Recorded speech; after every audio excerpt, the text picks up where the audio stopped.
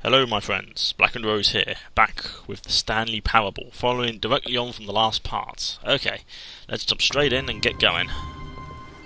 I can't wait to tell this story to my co-workers, Stanley thought. How amusing they'll find it. Oh, won't we all just laugh and laugh at the time I thought everyone had gone missing.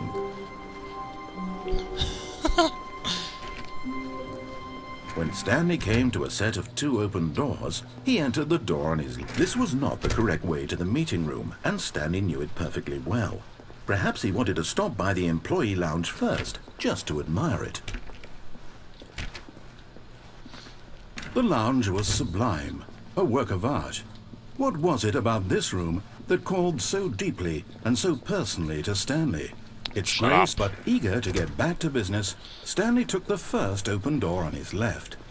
Yep, let's go in. So he detoured through the maintenance section, walked straight ahead to the opposite door, and got back on track.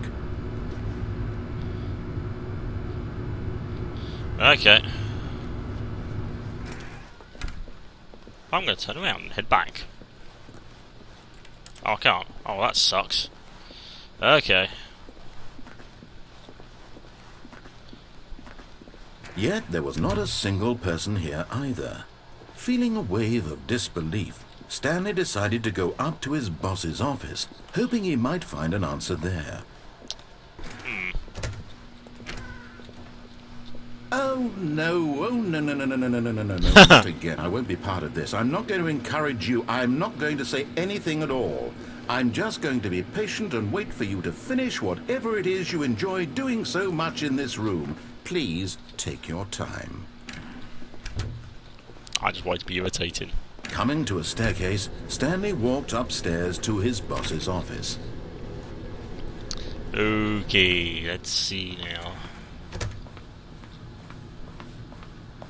Stepping into his manager's office, Stanley was once again stunned to discover not an indication of any human life. Anything around What here? could it mean? Stanley wondered aloud to nobody.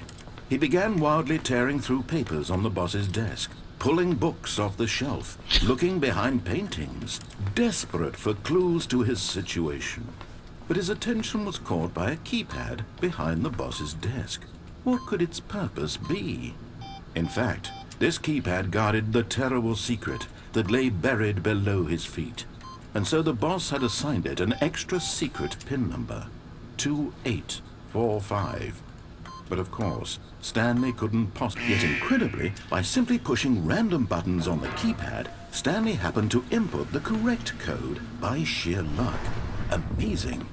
He stepped into the newly opened passageway. Righto. Okay, we'll go down. We'll head down to the mining control area. So I think I'm going to go for a different ending this time. By going to the mine control area and doing something very different. So they sped this bit up. Stanley walked straight ahead through the large door that read Mind Control Facility.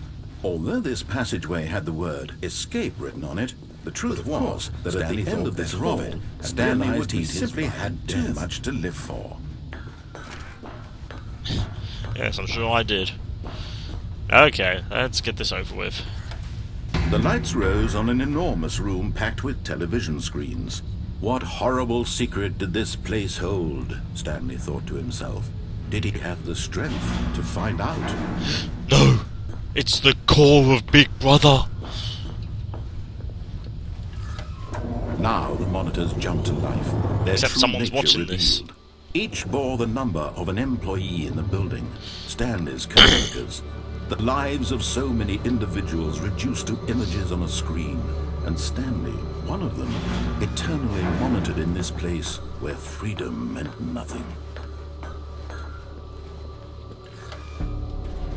This mind control facility, it was too horrible to believe. It couldn't be true. Had Stanley really been under someone's control all this time? Was this the only reason he was happy with his boring job? That his emotions had been manipulated to accept it blindly? No. He refused to believe it. He couldn't accept it. His own life in someone else's control? Never! It was unthinkable. Wasn't it? Was it even possible? Had he truly spent his entire life utterly blind to the world? Aren't we all? But here was the proof. The heart of the operation. Controls labeled with emotions. Happy, or sad, or content. Wonder what's Walking, up there. eating, There's a working. button up there. All of it monitored and commanded from this very place. And as the cold reality of his past began to sink in, Stanley decided that this machinery would never again exert its terrible power over another human life. For he would dismantle the controls once and for all. Press 1 and 2. Are there other buttons? Press 1 and 2. So is there a 3 somewhere?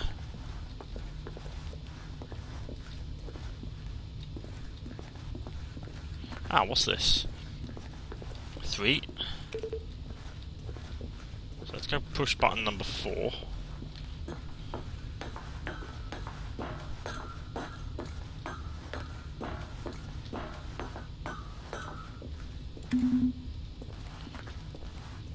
Now, where is there a button number 5?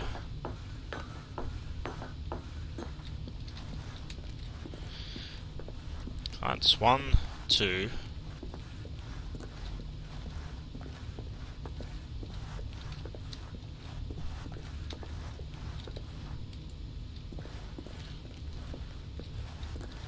Ah, there's number 5. I don't think it did anything. Oh well.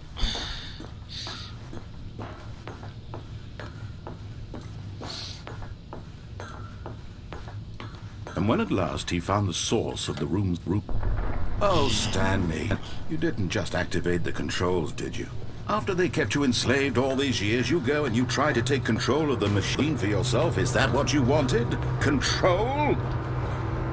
Oh, Stanley, I applaud your effort, I really do. But you need to understand, there's only so much that machine can do. You were supposed to let it go, turn the controls off, and leave. If you want to throw my story off track, you're going to have to do much better than that. I'm afraid you don't have nearly the power you think you do. For example, and I believe you'll find this pertinent, Stanley suddenly realized he had just initiated the network's emergency detonation system. In the event that this machine is activated without proper DNA identification, nuclear detonators are set to explode, eliminating the entire complex. How long until detonation then? Let's say 2 minutes. Ah, now this is making things a little more fun, isn't it, Stanley? It's your time to shine. You are the star. It's your story now. Shape it to your heart's desires. Oh, this is much better than what I had in mind. What a shame we have so little time left to enjoy it. Mere moments until the bomb goes off. But what precious moments each one of them is. More time to talk about you, about me, where we're going, what all this means. I barely know where to start. What's that? You'd like to know where your co-workers are? A moment of solace before you're obliterated? All right, I'm in a good mood. You're gonna die anyway. I'll tell you exactly what happened to them. I erased them. I turned off the machine. I set you free. Of course, that was merely in this instance of the story. Sometimes when I tell it, I simply let you sit there in your office forever, pushing buttons endlessly and then dying alone. Other times, I let the office sink into the ground, swallowing everyone inside, or I let it burn to a crisp. I have to say this, though, this version of events has been rather amusing. Watching you try to make sense of everything and take back the control wrested away from you, it's quite rich. I almost hate to see it go. But I'm sure whatever I come up with on the next go-around will be even better. My goodness, only 34 seconds left. But I'm enjoying this so much. You know what? To hell with it. I'm going to put some extra time on the clock, why not? These are precious additional seconds, Stanley. Time doesn't grow on trees. Oh dear me, what's the matter, Stanley? Is it that you have no idea where you're going or what you're supposed to be doing right now? Or did you just assume when you saw that timer that something in this room was capable of turning it off? I mean, look at you. Running from button to button, screen to screen, clicking on every little thing in this room.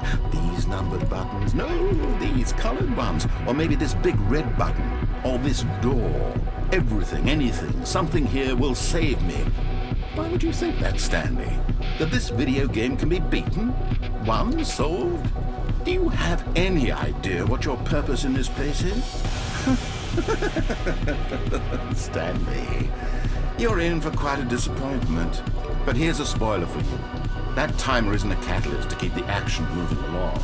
It's just seconds ticking away to your death. You're only still playing instead of watching a cutscene because I want to watch you for every moment that you're powerless. To see you made humble. This is not a challenge. It's a tragedy.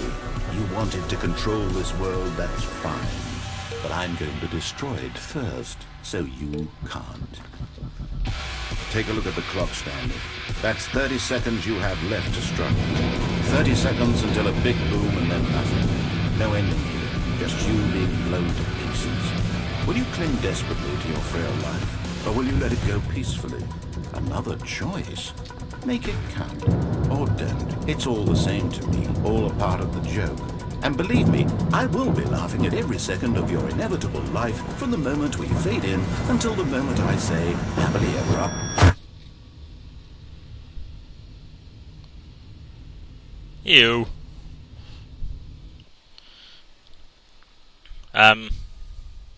Oh dear.